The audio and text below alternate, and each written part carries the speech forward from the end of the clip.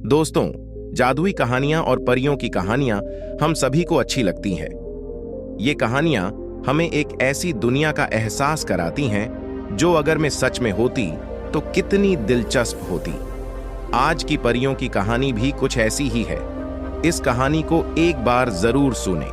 सालों पहले मृणाल नाम का एक राज्य था जिसमें वायु नाम का राजा शासन करता था। राजा बहुत नेक दिल और उच्च विचार वाला व्यक्ति था। वह सबके साथ समान व्यवहार करता, चाहे वह कोई निम्न जाति का व्यक्ति हो या फिर कोई उच्च जाति का। हर छोटे बड़े त्योहारों में सोने के सिक्के दान दिया करता। दान लेने के लिए दूर दूर से लोग राजा के महल में पहुंचा करते थे। राजा बहुत दयालु था। एक बार त्योहार में राजा गरीबों को दान बांट रहा था तो दूर बैठी एक सुंदर सी परी राजा को देख रही थी। अंत में जब राजा ने दान बांट लिया तो उस परी ने एक बुढ़िया का वेश धारण कर लिया और राजा के पास दान लेने आई। लेकिन तब तक राजा का दान खत्म हो चुका था। राजा ने दान स्वरूप उस बुढ़िया को अपने हाथ में पहने सोने के खड़े उतार कर दे दिए। उस बुढ़िया ने राजा के सर पर हाथ रखकर उसे आशीर्वाद दिया, जिससे राजा अत्यंत खुश हुआ। एक दिन राजा अपने भवन के बगीचे में बैठा हुआ था। वह सोच रहा था, मेरे पास तो सब कुछ है, माता पिता, बेटी, मेरा ख्याल रखने वाली मेरी धर्मपत्नी, बस कमी है तो एक पुत्र की। एक पुत्र होता तो मैं अपने वंश आगे बढ़ा पाता।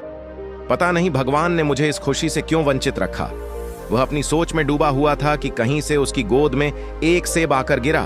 उसने इधर उधर देखा कि यहां मेरी गोद में सेब कहां से आया होगा, क्योंकि जिस बगीचे में वह बैठा हुआ था वहां तो दूर दूर तक कोई भी सेब का पेड़ नजर नहीं आ रहा था। तो ये सेब यहां कहां से आया होगा? तभी राजा को दूर बहुत सारी परियां दिखी। उसमें से एक भूरी आंख वाली परी राजा के सामने आई और उसने राजा को बताया कि जिस बुढ़िया को राजा ने अपने सोने के कड़े दान दिए थे वो परी वही है। उस परी ने राजा से कहा, तुम एक साफ दिल के इंसान हो और मुझे पता है कि तुम्हें पुत्र प्राप्ति की इच्छा है। यह सेब मैंने ही तुम्हें दिया है।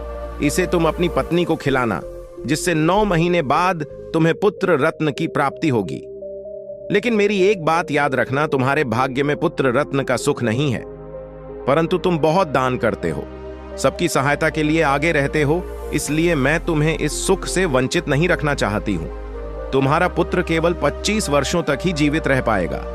राजा परी की बात सुनकर दुखी हो गया और बोला, ऐसे सुख का क्या फायदा? मुझे पुत्र मिलेगा तो भी कुछ पलों के लिए। मैं अपना बुढ़ापा किसके सहारे काटूंगा? कृपया इसका कोई उपाय बताइए ताकि मेरा पुत्र जीवित रह सके। राजा ने बहुत उदास स्वर में परी से फिर से कहा, मुझे उपाय बताने का कष्ट करें। राजा की पीड़ा देख परी बोली, जब तुम्हारे पुत्र की 25 वर्षों तक जीवित रहने के बाद उसकी मृत्यु होगी तो तब तुम उसे एक बड़े से संदूक में रखकर, उस संदूक के चारों ओर पानी के घड़े रखकर, उस संदूक को किसी को बिना बताए बगीचे में कहीं रख देना। इतना कहकर वो परी वहां से चली गई। राजा भी उदास मन लेकर अपने महल में आ गया। उसने यह सब बातें अपनी धर्मपत्नी को बताई। पुत्र प्राप्ति की बात सुनकर उसकी पत्नी ने वो सेब खा लिया। 9 माह बाद राजा को पुत्र की प्राप्ति हुई। राजा अपने पुत्र को देखकर इतना खुश था कि वो ये बात भूल गया कि उसके पुत्र का जीवन काल सिर्फ 25 वर्षों का ही है। उसने अपने महल में भव्य आयोजन रखा। जश्न में शामिल होने के लिए दूर दूर से मेहमान बुलाए गए। खुशी में डूबे राजा ने अपने पुत्र का नाम शिवा रखा। धीरे धीरे समय बीतता गया। राजा बूढ़ा हो गया और राजकुमार शिवा 25 साल के हो गए। राजकुमार काफी अच्छे स्वभाव के थे। उनके लिए दूर दूर से राजकुमारियों के विवाह के प्रस्ताव आने लगे। राजा ने अपने बेटे का विवाह दूर देश की राजकुमारी से करा दिया, जो कि सर्वगुण संपन्न थी, बहुत बुद्धिमान थी।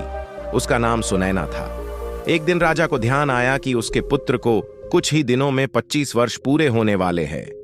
राजा चिंतित हो गया। उसे परी की बात याद आ गई और कुछ दिन बाद अचानक उसके बेटे की मृत्यु हो गई।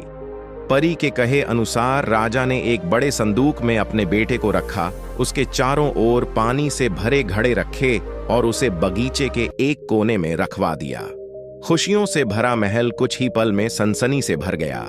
राजा का मन भी किसी काम में नहीं लगता। वह दिन रात अपने बेटे को याद करते रहते। समय बीता और शिवा की मृत्यु को 2 साल हो गए। एक दिन महल में एक आदमी आया जो कि दिखने में बहुत गरीब था। उसने कुछ खाने को मांगा। सुनैना ने उसे भोजन कराया, कुछ वस्त्र दिए, सोने के सिक्के दिए।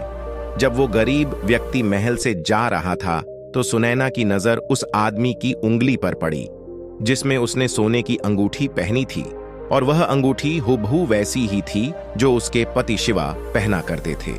सुनैना ने उस आदमी को आवाज दी और पूछा, यह अंगूठी तुम्हें कहां से मिली? यह तो मेरे पति की है, जिन्हें संदूक में बंद करके बगीचे में रखा है। उस आदमी ने डर से सारी बातें बताई और बोला, ये मुझे उसी संदूक के पास मिली। सुनैना ने यह सुनकर वहां जाने की जिद करी। उस आदमी ने कहा, वह बगीचा अब घने जंगल में बदल गया है। मैं वहां दोबारा नहीं जाना चाहता हूं, लेकिन मैं आपको दूर तक छोड़ जरूर दूंगा। वह व्यक्ति सुनैना को वहां छोड़कर आ गया। सुनैना ने देखा कि उस संदूक के पास बहुत सारी परियां हैं। वह परियां जब भी कोई मटका खोलती हैं तो वह मटका उसके पति का रूप ले लेता है, और उसके बाद वह परियां उसके पति को अपने साथ आसमान की ओर उड़ा ले जाती है। सुनैना ने देखा कि अब वहां कुछ ही मटके बचे हैं। 3-4 दिन तक भूखे प्यासे सुनैना यह देखती रही। एक दिन जब परियां वहां नहीं थीं तो सुनैना ने पास जाकर वह संदूक खोला। संदूक के अंदर राजकुमार जीवित था। वह अपने पति को जीवित देखकर बहुत खुश हुई। वह उससे घर चलने की जिद करने लगी। शिवा ने कहा, मैं इस धरती पर परियों के आशीर्वाद से आया हूं और मैं इस तरह नहीं जा सकता। तुम एक काम करो, इसे पहले की पारियां सारे मटके खोल दें। तुम एक मटका ले जाओ और घर में कहीं छुपा देना, जिससे कुछ समय बाद तुम्हारा एक जादुई पुत्र होगा।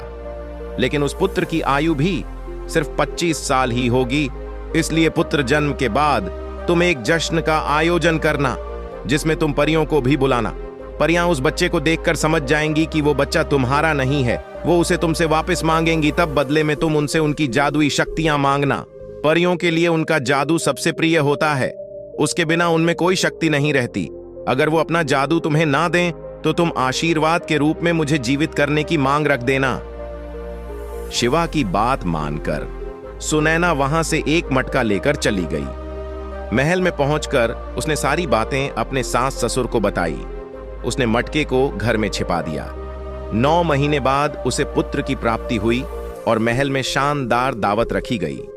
परियों को जब ये सब पता चला तो वो भी महल में आ गई और सुनैना से बच्चा मांगने लगी।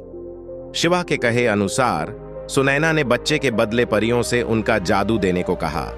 परियों को जादू प्रिय था तो उन्हें जादू के बदले कुछ और मांगने को बोला। तब सुनैना ने कहा, मुझे मेरे पति का जीवन दान चाहिए। मैं उनके साथ अपना पूरा जीवन व्यतीत करना चाहती हूं। परियों ने सुनैना की बात मान ली और उसके पति को जीवित कर दिया। बदले में परियां वो बच्चा ले गई।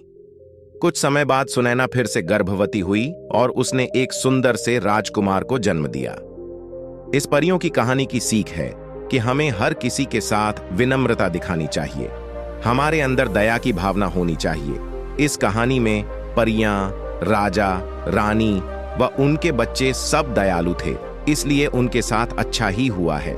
आप भी दयालु बनने की कोशिश कीजिए, आपका भी अच्छा ही होगा।